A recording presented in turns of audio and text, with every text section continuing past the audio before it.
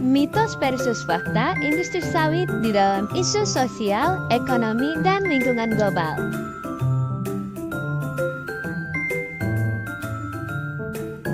Kalian tahu nggak sih, mitos atau fakta apa saja yang berkaitan dengan industri kelapa sawit?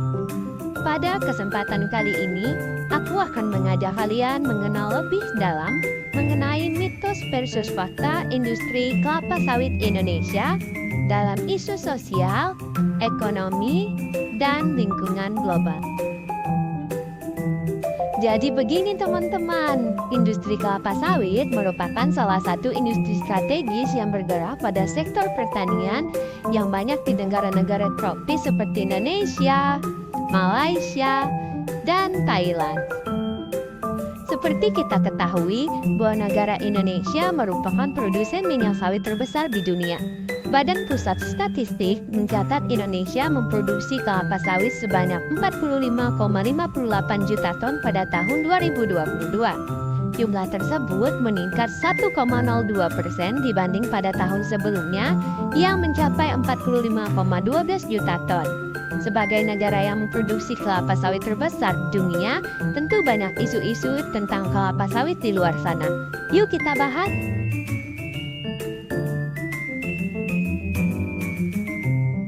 Mitosnya adalah industri sawit tidak turut ambil bagian dalam penurunan tingkat pengangguran dunia.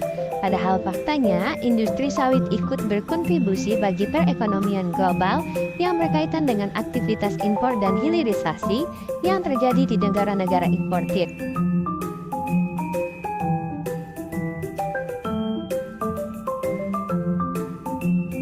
Mitosnya adalah industri sawit bersifat eksklusif yang manfaat ekonominya hanya dinikmati oleh pelaku usahanya sendiri.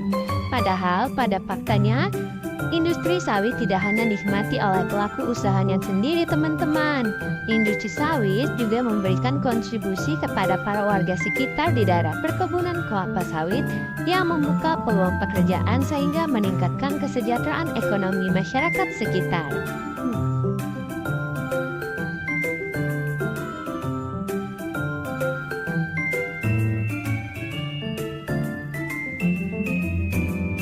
Mitosnya, perubahan iklim global disebabkan oleh ekspansi perkebunan sawit.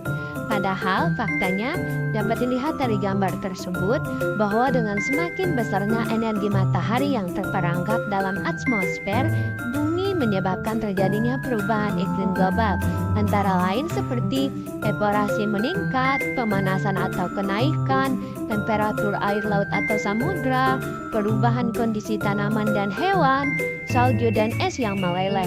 Nah, hal-hal di atas mengakibatkan terjadinya berbagai bentuk perubahan iklim global seperti curah hujan meningkat, badai, banjir, kekeringan, kebakaran, dan anomali iklim. Dengan demikian, cukup jelas bahwasannya perubahan iklim global yang sedang terjadi merupakan akibat dari pemanasan global dan bukan karena perkebunan sawit. Oke teman-teman, segitu dulu ya. Bye-bye. Thank you for watching.